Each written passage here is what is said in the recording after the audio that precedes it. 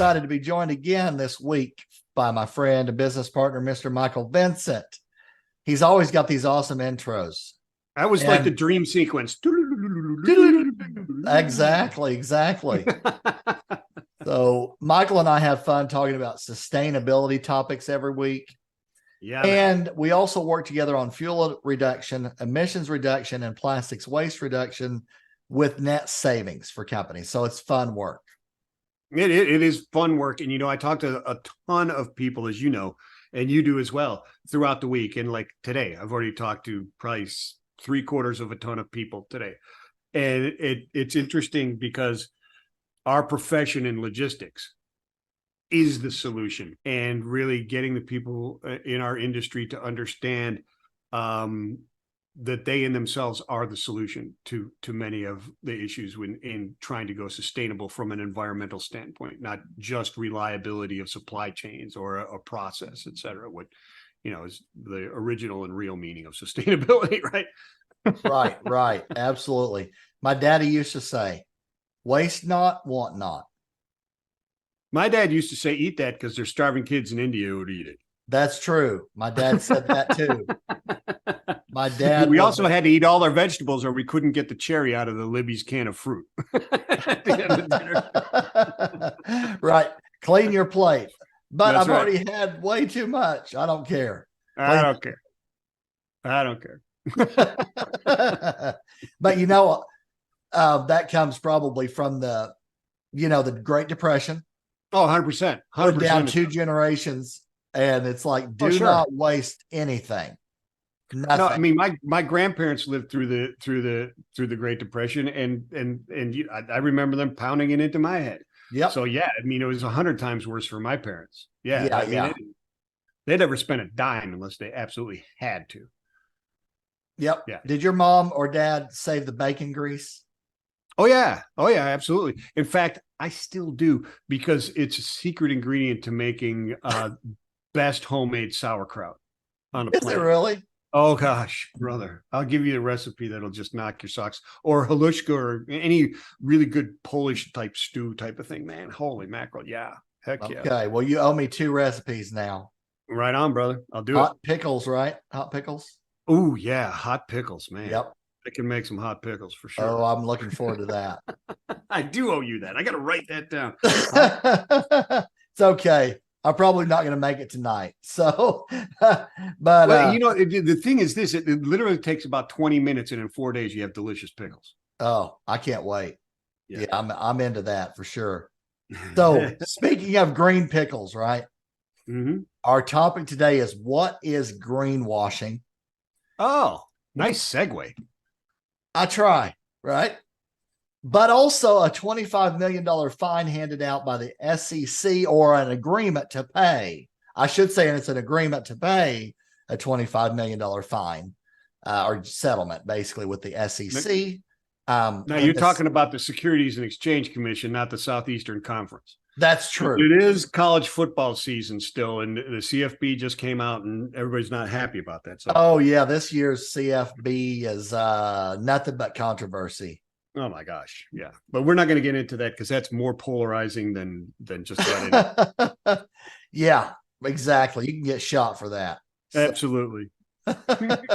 So no, it's fun though. I grew up with the Big 8, which became the Big 12. Yeah. And now my team OU is joining the SEC, but that's a whole different SEC. We're talking about the Securities Exchange Commission. Right on. And there's an article that came out by Reuters that I happened to grab. I saw it come across. And apparently, Deutsche Bank controlled investment firm. This is from the article. Okay. DWS will pay $25 million to settle charges over misstatements regarding its environmental, social, and governance (ESG) investing and failures in policies designed to prevent money laundering, U.S. regulators said. So, okay, so I get it. So DWS is an investment firm, right? They are, and that's one of the things that different states argue about, right? Because didn't Texas make it illegal for public funds to be invested in green businesses or green funds or something along those lines, right? My understanding of that was they were pushing back against the electric movement. Okay. Oh, Yes. yeah, but it was part of the investment. Like It was they part were, of a bigger thing. Yeah. yeah. So is this an impact of like they overstated like their investments, or the investments they made weren't vetted properly, right? Like the due diligence wasn't up to snuff, like, oh, you're green, cool, here's $1 million, and didn't do the due diligence. I wonder how those details worked out, but that's a bigger and bigger issue, right? It is becoming bigger and bigger and bigger. The article says the firm marketed itself as a leader in ESG investing, but from August 2018 until late 2021, failed to implement certain related policies as they were billed to investors, the regulator said. So, a lot of what I see coming across is, and people kind of getting in trouble, if you will, for greenwashing, is just overstating what they think is going to happen. Right. Or they say this is a goal and then they never make steps towards that goal, right? Like we're going to be green by 2030 and then here it is 2023 and you've done nothing yet. And even though you said you were going to in 2015, that's grounds for greenwash. And people have gotten sued for that. Yep. You can't just say, hey, we have a goal and then do nothing. Right. Because, investors are coming in with those plans, like you're going to cut your carbon back by 30%. And you're going to do this and that. And I can invest in that because I don't think there's any doubt that the green movement is here to stay. Like, oh, for certain. We're trying to move forward to be cleaner, greener. So it's not going anywhere, but there have been, cases where companies just basically overstated what they thought was going to happen. And then, so you're starting to see some news like this, which is basically greenwashing lawsuits and fines and things like that happening. It's interesting, right? Because you say we're starting to, right? Okay. So when was the phrase greenwashing coined? You want me to guess? Give it a guess. I'm going to have to guess like 1991. Yeah, that's really close. That's where I would have guessed too, to be 100% honest with you. But it's 1986, dude. And 1986. And you know what it was over? Do you remember when you used to go into the hotels and they'd say, hey, if you don't need us to wash the towels, then, put them back on account. Only towels on the floor we're going to wash. Yeah. That's what did it. Really? Yeah, it was found out it wasn't doing anything other than saving money from the hotels for their laundering bill is what it was. That's where greenwashing. Now, whether that was the fact or not, that was an environmentalist named Jay Westerveld and this is from, what is this from? Business News Daily, that says that Jay is credited with that term in 1986, and it was over that. Whether he was correct in his assumption that it was all BS or not, doesn't matter. That's where the phrase came from. Well, and when you go to hotels, you see those little green leaf signs. Sure. Be more environmentally friendly. Don't waste your, towels, and put them on the counter or on the rack if you don't want and we won't wash them. I think I don't understand how that's BS at work. I mean, if you're using less water, you're being better. You're using less soap, etc. And now, you go to the hotels and a lot of them don't have the individual soaps and stuff like that. They're now in a dispenser in the shower. That's right. Which saves as well, which I applaud. But we're not talking about hotel rooms. We're talking about greenwashing. It's there was actually some other ones I want to mention in this. Yeah, please do it. So it said, under Democratic leadership, the SEC has pledged to crack down on the inflating of ESG credentials to attract investors. Last year, it hit Goldman Sachs and BNY Mellon with $4 million and $1.5 million in fines, respectively. So it's not just Deutsche Bank. It's no. On it's all over the place, and a lot of it. I mean, from this article here, the motivation is there, right? I mean, if you look at this, because 83% of Americans are concerned about the environment. right? Is what it says. And we need to do something. 64% of Gen X consumers will spend more on a product if it's sustainably branded, right? And 73% on millennials.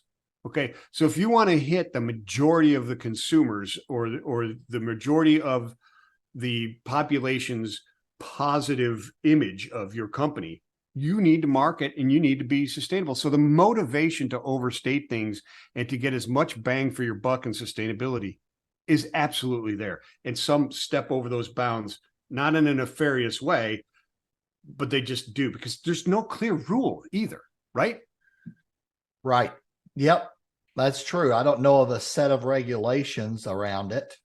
It's just more about the SEC stepping in when things are done, and then after the fact, they say, "Wait a minute, that's we don't like right." that." Yeah, they go back and say, "Wait a minute, that's not right," because there's no set up rule beforehand. Right. I mean, yeah. Now the other like, thing, people say, "Oh, well, it's renewable energy." Why? How's that renewable? Well, we're burning wood. Well, that doesn't mean it's green. That's not really green. Renewable doesn't mean green. Okay. Right. And it's a good point, because I'm seeing and hearing more and more that RFPs for carriers that come from shippers that have been out there in public about their plans and goals to reduce carbon footprint. Yeah. More and more of those RFPs have sections in them about sustainability. And that's, sustainability is tossed around in the wrong way. But what are you doing for measured reductions in fuel, carbon, plastic, etc., right, to make it more sustainable long term? Yes. Here's the thing. How long until, well, I'm waiting for somebody to develop an electric engine. How long till that doesn't fly anymore? Is that really an initiative? Is it really an initiative? Right. I mean, well, Daimler's going to make an e-Cascadia, so we're going to be all good. Wait, now, I don't know if that's really your initiative, Mr. Carrier.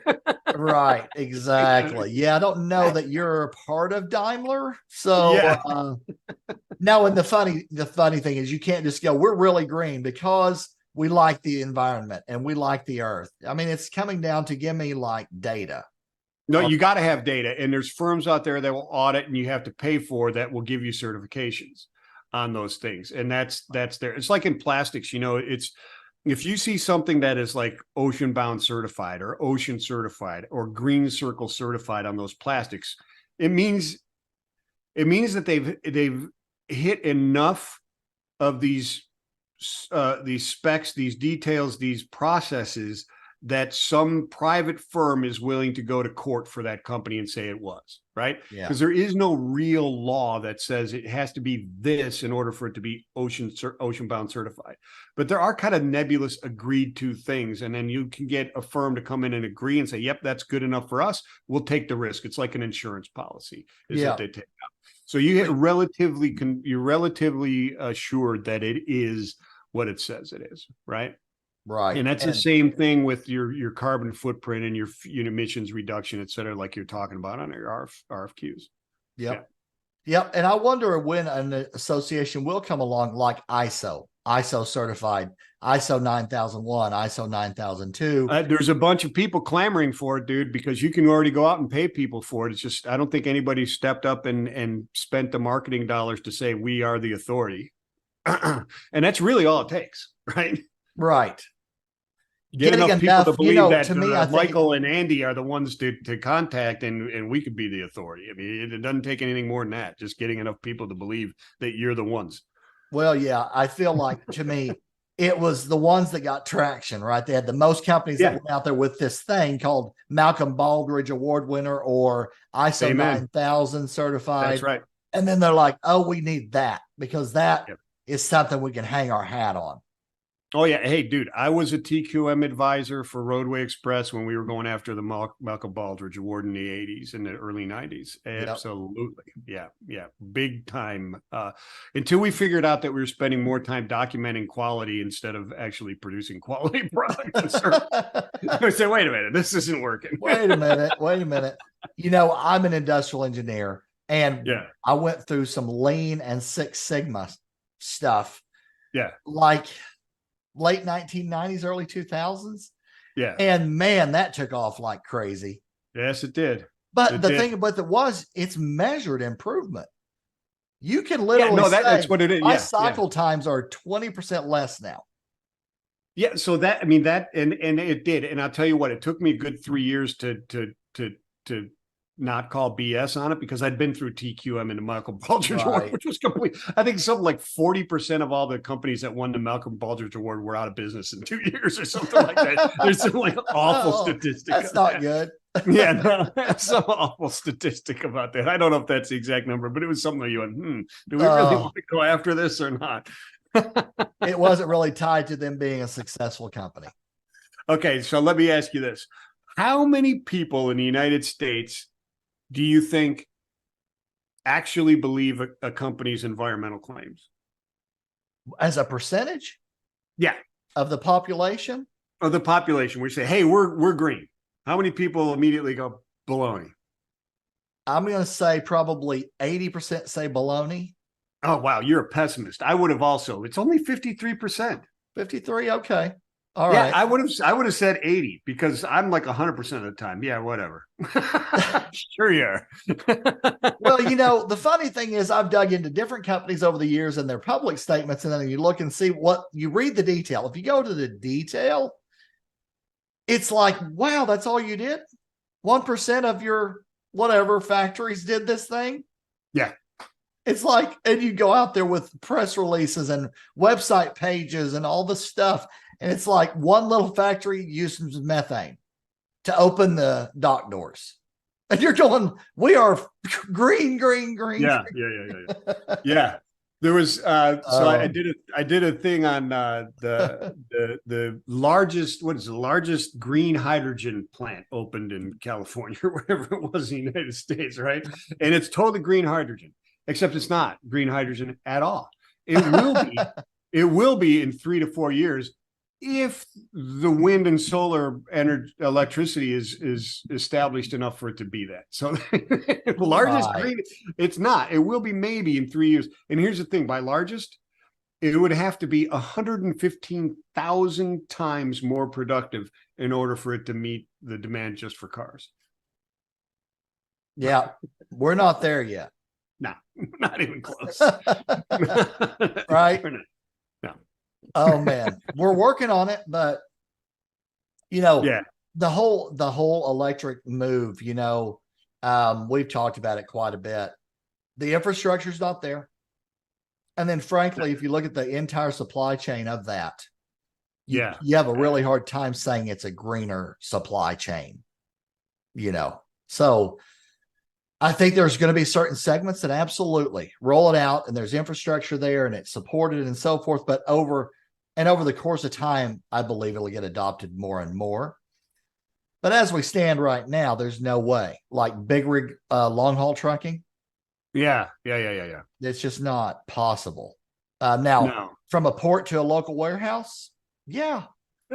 Closed loop environments to a certain size, absolutely. Right. 100%. 100%. The yard, we used to call them yard horses, yard mules, Ottawas, jockeys, yard jockeys, whatever. Amen. Right on. Right. Makes 100% sense. Even within that's true. And I even I know a guy, worked with a guy that actually is working with a company that has autonomous hostlers, is what we call them. The guys that move the trailers. Yep. Autonomous within the yard. And makes 100% sense. And one of the things that does as well is makes the yard so much more efficient, because head loads are here, full loads are there, empties are there, doubles are there, triples are there, 40s are there, 53s. And the computer can now control everything where it is, especially if you're looking at an LTL operation like in Harrisburg, where they got LTL, like 30 of them there, and each one has 500 doors. Holy mackerel, would that make things so much more efficient? What's interesting is by statistics, they showed it was actually safer and less wrecks as well. Of course, because here's the thing: that is the unexpected, is the yard hustler flying around the corner, right? In that, right? It's not the private citizens driving and stuff. The unexpected is the actual work being done. Yeah. Right. So that makes 100% sense. It makes 100% sense. So it's interesting. Interesting things are developing, and this space of ESG and sustainability. And we'll continue to cover these news stories. That'll do it for this week. Thank you for joining or listening. Everybody. I got for one last inputs. thing. Do we have any more time? Yeah, we've got another minute. Okay. I'm going to give you the 1, 2, 3, 4, 5, the 6 top ways to avoid greenwashing lawsuits. Okay. Avoid fluffy language. Right. Don't throw around words that don't have any clear meaning is what that means. Right. Green products versus a dirty company. Don't sell efficient light bulbs that are made from a factory that pollutes rivers. Okay. Evocative pictures. Don't use pictures or images that are unjustified green impressions. Right, like flowers blooming from an exhaust pipe out of your big rig. Designations that are not credible, like eco-friendly cigarettes. Imaginary friends. Don't use a label that looks like a third-party endorsement but is actually made up. And the number one, don't lie. Hey, I think that's a good piece of advice in life in general. Now, I've lied. I've done things and lied about it in my younger years. Yeah. Maybe within the last year. Listen, but I have never lied and I have never exaggerated ever. Right. Never. Not one time. Not one time. Oh, man. Well, you got to be careful on this stuff because when you start talking about investor money and a SEC involvement, you got to watch what you're doing. That's for sure. No doubt. Oh, you better. And you can look after report after report after report as large companies are stashing away and making war chests for greenwashing lawsuits. Because whether you're greenwashing or not, it's going to come. It's like we said before, like a fleet. If you're running a fleet, you're not trying to injure anybody, but to pretend like you're never going to get sued for negligence, you're insane. It's going to happen. You need to lawyer up or get yourself some coffers. Right. Absolutely. Well, thank you for sharing that list, Michael. In fact, if you don't mind, send that to me. I'll put it in. I certainly will. And if that's from Business News Daily, so I'll send it to you, brother. Okay, cool. Awesome. Well, that's going to do it this week. Thanks again, Michael, as always, for your inputs, insights, and we'll see you guys on the next one.